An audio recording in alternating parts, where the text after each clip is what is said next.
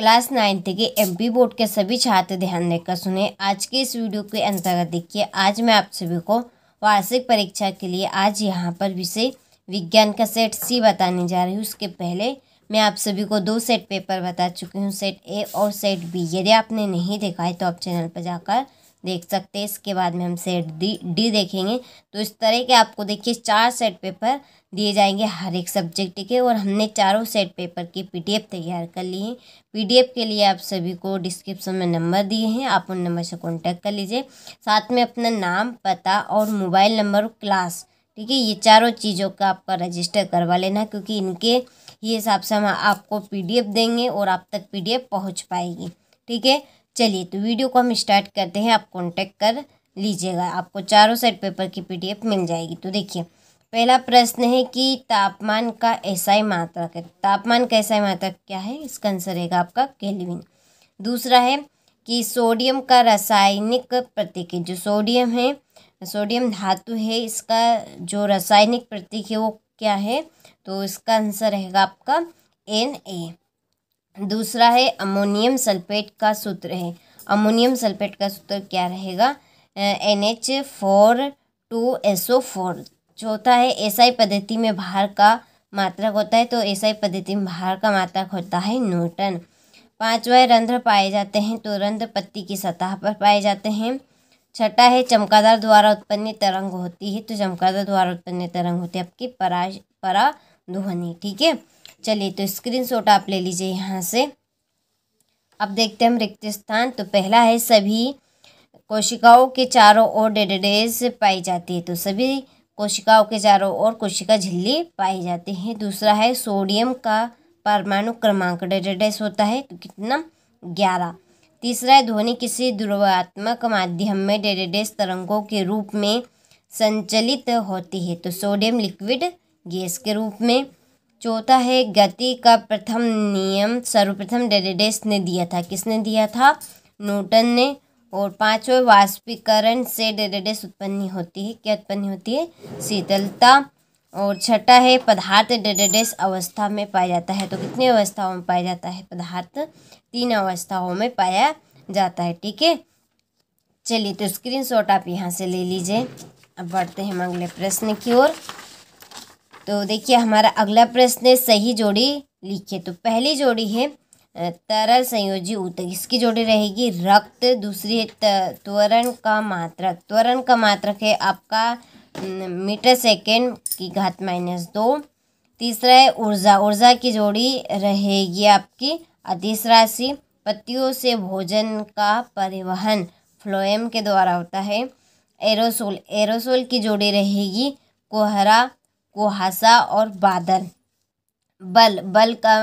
बल का एसआई मात्रक द्रव्यमान इंटू त्वरण। ठीक है, देखिए अब हम देखते हैं एक वाक्य में उत्तर। तो देखिए, पहला है कि दाब का एसआई मात्रक लिखिए। दाब का एसआई मात्रक न्यूटन बटा मीटर स्क्वायर। दूसरा है कि किसी वस्तु का जड़त्व किस पर निर्भर करता है? तो उसके द्रव्यमान पर। तीसरा है संवेग का मात्रक लिखिए। संवेग का मात्रक होता है किलोग्राम मीटर सेकेंड इनवर्स। चौथा है नारियल का रेशा किस ऊतक का बना होता है? तो इसका आंसर रहेगा स्क्लेरेन कायरा। ठीक है, इसका आंसर क्या रहेगा? स्क्लेरेन कायरा। और पांचवा है कोशिका के ऊर्जा ग्रह का नाम लिखिए। माइटोकॉन्ड्रिया। कोशिका वस्तु समान वेग से गतिमान है, तो उसका त्वरण क्या होगा? तो इसका आंसर आपको पीडीएफ में मिल जाएगा। ठीक है, चलिए इसके बाद में सत्य असत्य। पहला है कि पदार्थ की अवस्थाओं में परिवर्तन ताप एवं दाब में परिवर्तन से नहीं किया जा सकता है। तो इसका आंसर आपका असत्य रहेगा। दूसरा है विलयन की सांद्रता उसके इकाई आयतन या विलायक के इकाई द्रव्यमान में उपस्थित विलय की मात्रा है। तो ये आपका असत्य है। तीसरा है द्रव्यमान संरक्षण के नियम अनुसार किसी रासायनिक अभिक्रिया में द्रव्यमान को ना तो उत्पन्न किया जा सकता है और ना ही नष्ट किया जा सकता है। तो ये बात सत्य है।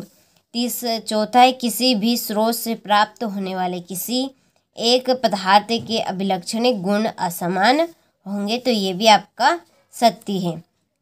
पांचवा है वास्तविक अवस्था में शून्य संतुलित बल प्राप्त करना कठिन है, तो ये आपका असत्य है। छठा है कतला सबसे तेज वृद्धि करने वाली मछली है, तो ये बात सत्य है। ठीक है, चलिए तो यहाँ पे हमारे सत्य असत्य भी कंप्लीट हो चुके हैं।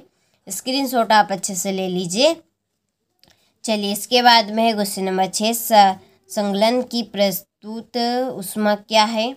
संतृप्त विलयन की उदाहरण सहित व्याख्या कीजिए। निलंबन के कोई दो गुणधर्म लिखिए। समस्थानिक की उदाहरण सहित व्याख्या कीजिए। ठीक है, तो चलिए स्क्रीनशॉट ले लीजिए और देखिए आप सभी क्वेश्चन नंबर 6 से लगाकर 23 तक के प्रश्नों का सॉल्यूशन चाहते हैं तो हमने पीडीएफ के थ्रू इनका सॉल्यूशन कंप्लीट कर लिया है। तो आपको डिस्क्रिप्शन में जो नंबर दी है आप उनसे कांटेक्ट कर लीजिएगा। ठीक है, तो देखिए 10वां प्रश्न है कार्बन और सोडियम परमाणु के लिए इलेक्ट्रॉन वितरण लिखिए। 11वां प्रश्न है पौधों में सरल ऊतक जटिल ऊतकों से किस प्रकार भिन्न होते हैं। 12वां है फ्लोएम के संगठन अवयव कौन कौन से हैं, उसके नाम लिखिए। एक समानवर्ती गति के उदाहरण दीजिए। जड़त्व से आप क्या समझते हैं? क्रिकेटर बॉल को कैच करते समय अपने हाथ को पीछे खींचता है, क्यों? इसके बाद में द्रव्यमान एवं भार में कोई दो अंतर लिखिए। पानी की सतह पर रखने से कोई वस्तु तैरती अथवा डूबती स्पष्ट कीजिए। पादप एवं जंतु कोशिका में अंतर, ऊर्जा संरक्षण का नियम उदाहरण सहित। ठीक है, मत्स्य संवर्धन के कोई दो एवं दो दोष बताइए। गुण और दोष दोनों ही बताने हैं। ठीक है, चलिए इसके बाद में ये क्वेश्चन नंबर 21, ये है 22वां प्रश्न और ये 23वां प्रश्न है आपका।